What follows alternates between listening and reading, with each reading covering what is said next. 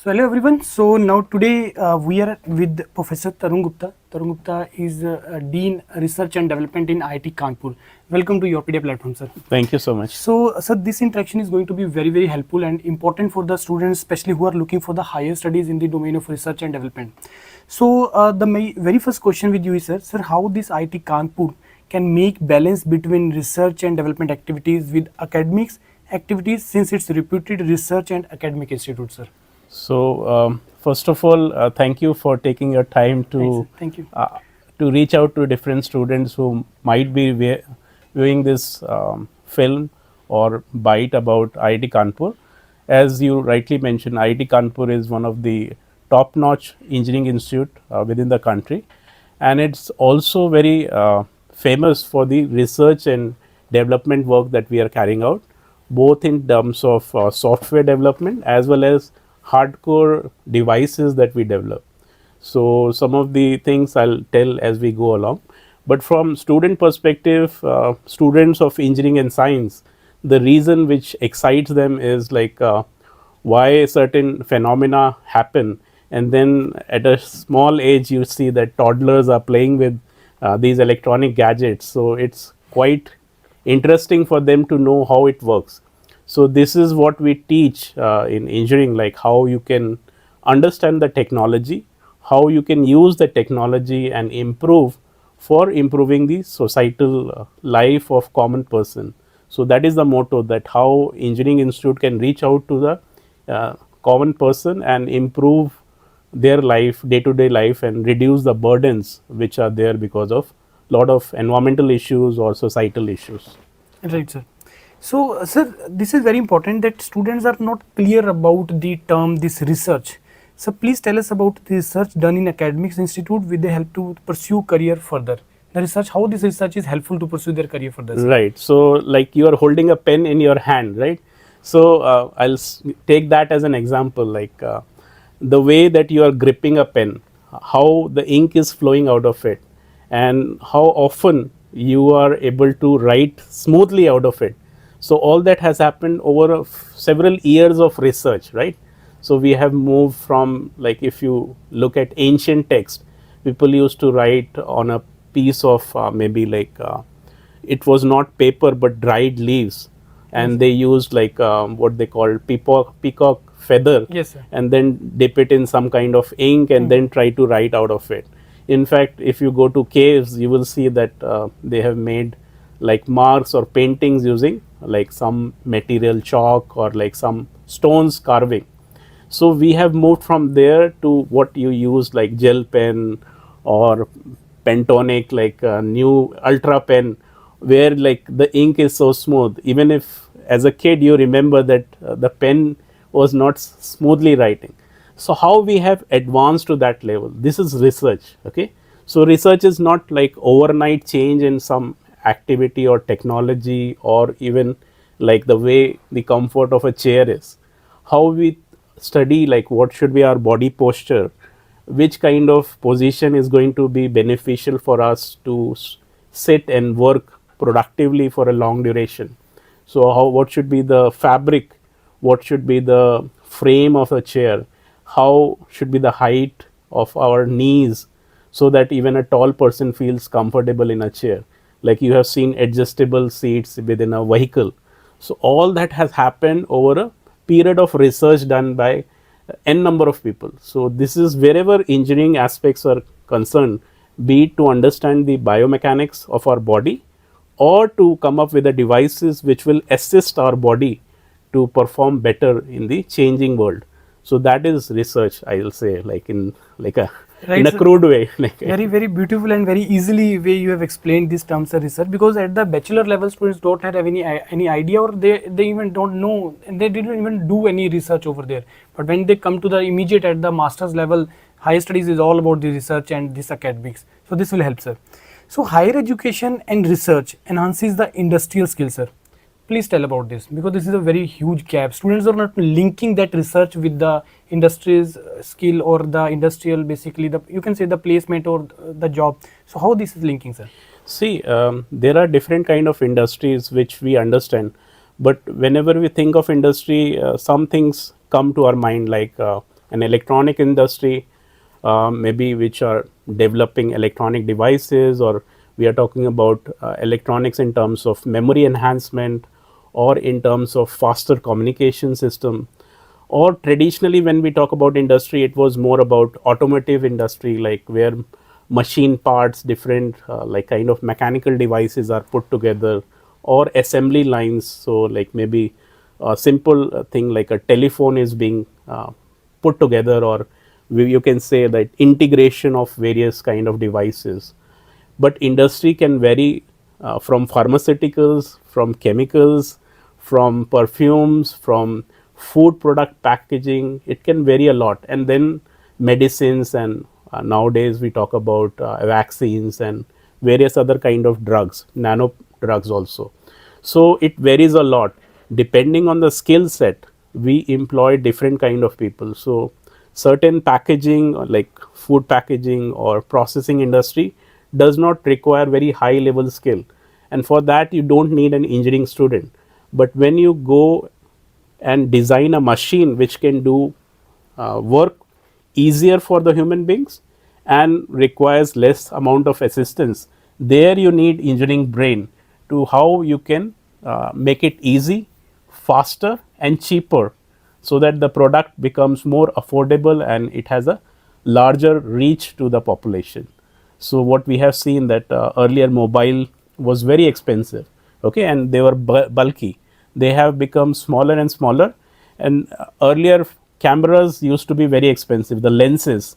Now you see a very small mobile phone which has like 20x zoom, 40x zooms, which is possible because research and the acumen of scientists and engineers, they have worked very hard on the material which can be used as a lens, what is used or the polishing material, and then how you can use machine to cut very precise and accurately, and you can fit it in a small device.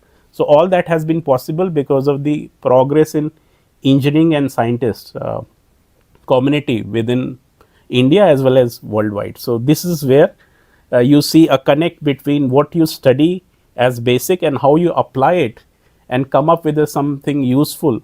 And here I would also like to mention about startups, because startup is not something, a word coming from outside. It's just like before you go on a large scale and put up an industrial plant, you want to test out your idea among your peers and maybe like within the user group, so that you have an idea, you take some seed money and you convince people to come up and put confidence and put their faith on your idea, so that you can demonstrate it. And if people start liking it, then you will know like what is the demand for that particular item or maybe a solution in the society, and based on that you can grow up and become a unicorn if possible. And that is the ultimate dream, like many engineering students or even management students are interested to do.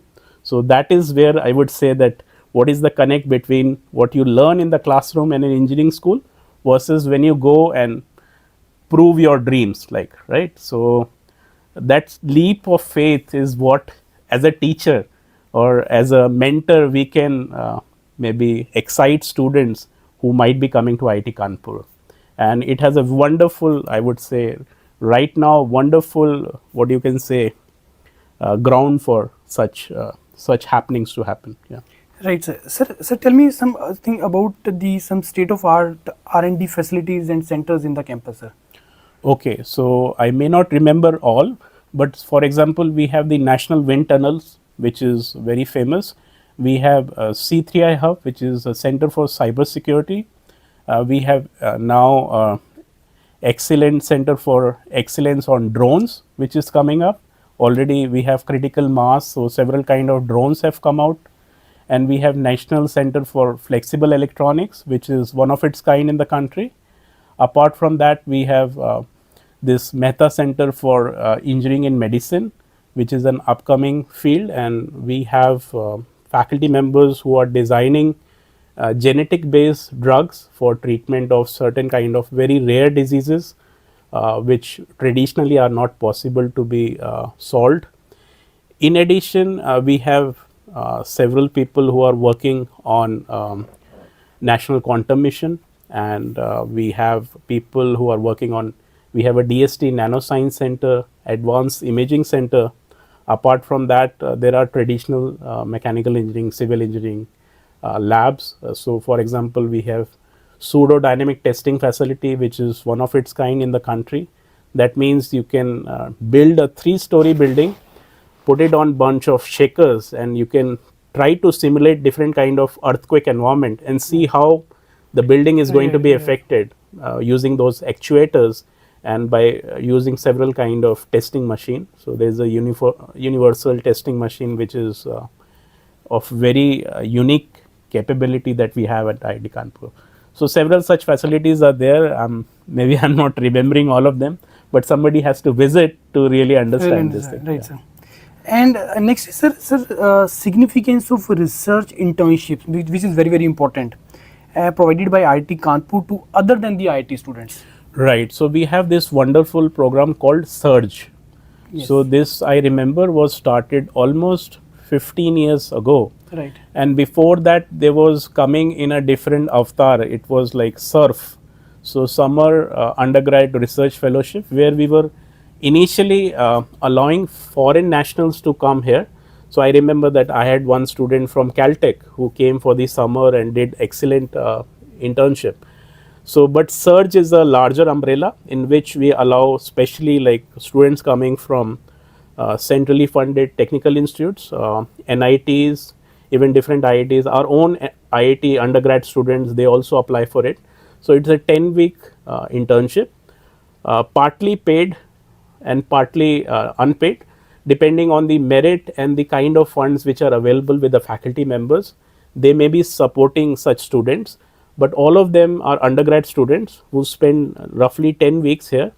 And at the end of the 10 week, they present a poster, so that which is open to all, and then best posters are also awarded. But during these 10 weeks, they were mentored by the faculty members and senior PhD students in the lab, and they can do, or I would say they just get a flavor of research, right? So what the masters or PhD student complete in 1 year or 5 year, they just get a glimpse of it and they try their hands. So if it is an experimental work, they will maybe playing with some gadgets, running a lab setup and working on a prototype, or helping a senior student solve, crack some of the problem. If it is computational aspect, then they will be doing coding using different language, trying to run a program. We have Param Sankyak, which is one of the very important computational tool available within the country, and it's on petaflops level, that it's very, very fast computing, it's possible with that.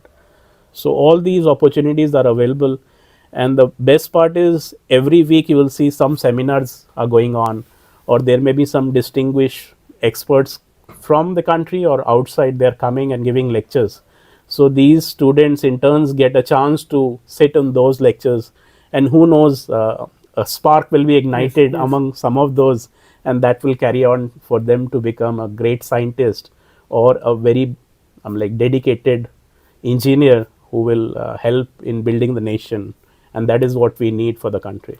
And you rightly said, and this is also very important that you told that they get an idea about their research in the 10 weeks of time. From there, maybe they can identify their area of research, you can say that and their interest also, then which domain you have to basically pursue your career. And this is my next question also, that means this is a very big confusion with the students also, so many students, that after they graduation, they go for the research domain, the higher studies domain, or the job domain. So how they identify, sir? So this is my question, sir. How can student in undergrad identify research area for them, and who should go for the research and who should go for the highest job? How they identify these things, sir? Okay, this is very difficult question. If I think when I was an undergrad, I was always aiming to go for like a job, because that was in late 90s, and I was doing my m.tech actually from IIT Bombay, and that time I was sure that I'll go for Tata Infosys or so TCS or Infosys, one of those, or even Patni was one of the big company. So everyone was going in IT, so I also thought that this my job is, A job is set. I just have to clear the courses and go for a IT company. But fortunately, I got this fellowship, German fellowship, DARD fellowship. So I went to University of Dresden in Mechanical Process Engineering department. There, my advisor forced me to go to a conference in Prague, and I said, like, I have nothing to present because I hardly started doing work. He said, no, go enjoy. Prague is a nice city. It's a good scientific conference. You will enjoy. So there, I sat through a plenary lecture of Professor Fernandez de la Mora from Yale University, and that lecture changed my life forever, right? Because he showed something about aerosol tomography, and I, after listening to his talk and the kind of things that he showed, the gadgets, the pictures, I just said, this is the area I want to work. And after that, there was no stopping. I took my GREs, applied to US University. I went to Harvard University to do my PhD in the field of aerosol science, and that's how I was sucked into research. So you never know, if somebody is coming for an internship or maybe for a conference or some seminar in IIT Kanpur, and he or she talks to some senior or some faculty members or goes and visits some wonderful lab, and their perception of research or their perception of what is the thing dedicated for them changes. Because see, right now when students give JEE, only thing the parents push and the society push, computer science is the stream because that will get you the maximum bucks. But what if you really like playing with microscope, or you want to study about species, or even you want to understand how different species do cognitive analysis, how their neurons work, how the different senses they coordinate with each other.